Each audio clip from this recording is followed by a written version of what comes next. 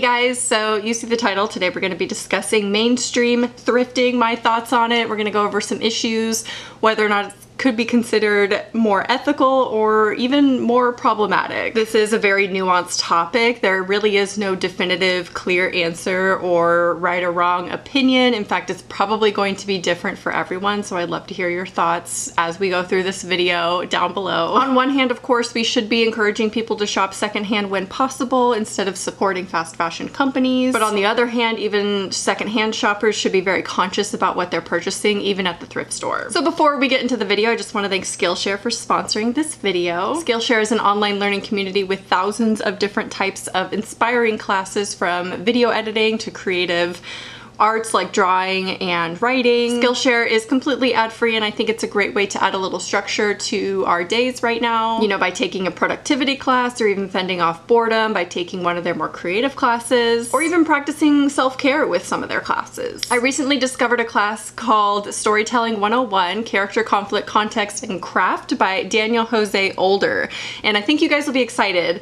I don't know if it's too early to announce that I'm writing a book. I know, in case you didn't know, I'm a writer, and I finally have found a topic and something that I'm really passionate about, like a project I'm really passionate about, and writing fiction again. So I'm really excited. So this class is definitely going to help me out. I love to consume so much of these types of classes about creative writing to get inspired and also work on my craft because I like the technical sides of it. So Skillshare is giving away 2 free months of premium membership to the first 1,000 people to click the link in my description. After that, it's only around $10 a month. I've broken this video up into chapters so we can look at one topic at a time, just so it's easier, and there's a lot of different topics to talk about, so I just figured we'll do it in chunks. After each chapter, if you want to leave your thoughts on that specific topic in the comments, I would love that. The first chapter of this video is don't overbuy just because it's secondhand. The goal with buying secondhand, of course, is to reduce the amount of textile waste that is overwhelming our planet, and if you're buying too much of it to where you're still going through clothes frequently, donating, getting rid of clothes, throwing them away, then it's still counterproductive. And I personally used to have this problem when I would go thrifting all the time. I would buy a bunch of stuff and I would end up selling it or donating it after wearing it maybe once, or once even just for a video. And I hate to say this, but I think thrift YouTubers like what I used to be are still perpetuating this constant need for new clothing, even if it's secondhand. Is it still better than the massive fast fashion hauls that we're seeing from creators still to this day?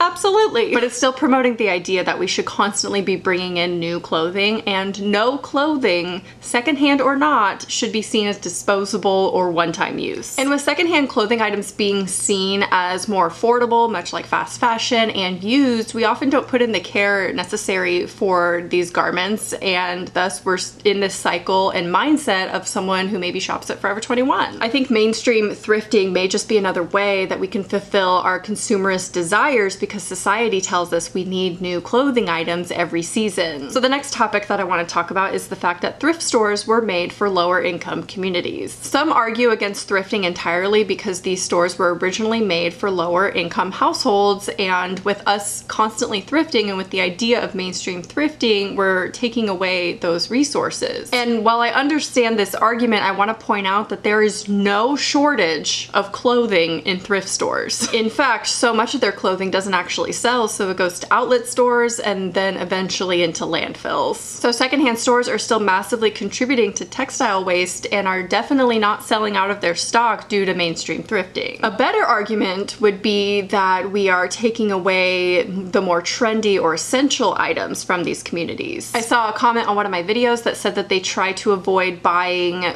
things like work clothes or plus size clothes or clothing that may be seen as more essential to someone whose only option is to shop secondhand. So this is where the nuance comes in, because of course I point out that we should be a little bit more conscious about everything that we're buying, maybe a little bit more picky, but then I point out that there's no shortage of secondhand clothing items, and there's a chance that it could end up in a landfill anyways. So do we buy the excess to prevent it from ending up in a landfill and giving it a new life, or do we be a little bit more picky and conscious about what we're buying so we're ultimately consuming less? Personally, I don't want to waste my time on clothing items that I'll only wear once or twice, so I lean more on the side of only buying what we absolutely love and need. So this next topic is going to get a lot of people heated, I imagine, because like all things in this video, there's two sides to every argument, so there's positives and negatives to everything in this video. It's a very nuanced topic, like I talked about. Thrifting for reselling purposes. So this is where I get kind of annoyed with mainstream thrifting, and I do want to address that I used to resell I do resell my clothing on occasion. Before, I have in the past purchased secondhand clothing items at thrift stores just for the purpose of reselling. So I have stopped doing this, mostly because my shipping times were horrid, but also I do only sell clothing items for my wardrobe now that I just don't want. Now, according to ThredUp research, reselling is set to be a $33 billion industry by 2021. And this is just my personal opinion, but I do think there's a right and wrong way to reselling clothing items, secondhand clothing items for profit. So reselling has actually become a full-time job for many, many people, where they purchase mass amounts of secondhand clothing items, make the price 3 to 5 times what they paid for it, and make a huge profit. So there are two arguments to this, of course. One being that they are giving others opportunities to purchase these clothing items that they wouldn't otherwise have access to. They're making it more available to everyone if they resell these items on apps like Depop or Poshmark, especially if they offer international shipping. On the other hand, and this goes back to my previous point, they are purchasing secondhand items in mass, which then could be taking away from their local communities. They're also ripping people off most of the time by increasing their prices so high in the name of vintage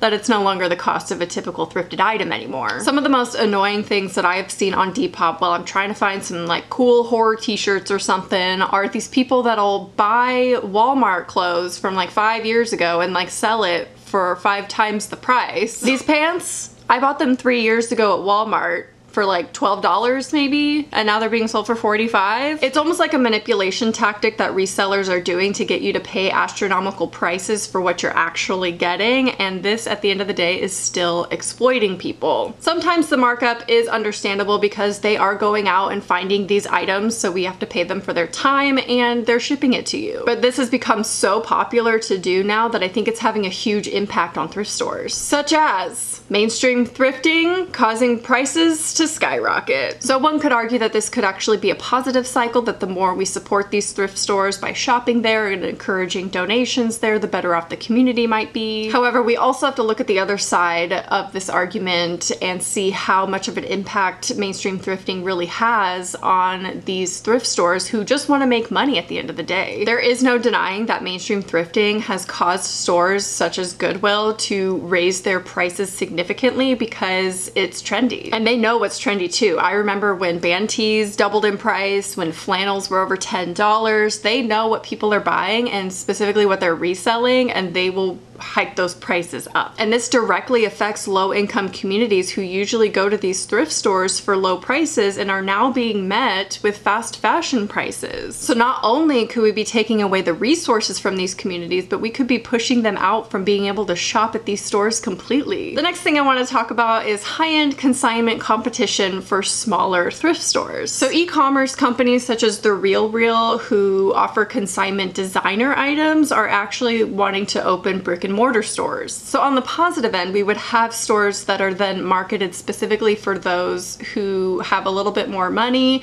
who still want to shop secondhand, and then leaving the other thrift stores, the more affordable thrift stores, to the communities that actually need them. This is actually one of the reasons why I prefer to shop consignment stores, because their selection's a little bit more curated and there are people, the prices are a little bit higher because people are willing to spend a little bit more money on these items. But could these retailers one day become competition to these smaller thrift stores that might have to increase their prices in order to compete? Because more than anything, we do not want thrifting to become something only for privileged people with money who could easily afford ethical and sustainable clothing brands. So I think thrifting is not always the perfect answer to fast fashion if we are still stuck in this consumerist cycle of buying tons and tons of new clothing. That is not the point of buying secondhand. I'm not trying to argue for buying fast fashion. I'm not trying to defend that, because you guys know I boycotted it in my own life, which video on privilege and what comes with that up here. And I think ultimately it should not have to come down onto the consumer to be super conscious about their decisions and buying habits when it's the companies that are really impacting the textile waste on this earth. What's needed is corporations and companies to make the biggest changes, then we will see true progress. So I don't want you to feel guilt about anything that you buy because it ultimately is not going to come down to you. But I think it's an interesting topic to think about that we've seen thrifting this past decade, I would say 2 decades maybe, as more of a solution to the fast fashion issue, when I don't think that it really is. I think it's a great resource for people who have the privilege to shop secondhand, but we still need to check our privilege at the thrift store as well and realize what we're purchasing could be taking away from these communities. I mean, we do vote with our dollars, so it makes me think. I've always been not against shopping ethical brands, but they're expensive. And I always say I find everything I need at the thrift store, which is true, I always have. And I've definitely decreased the amount of clothing I take into my own life.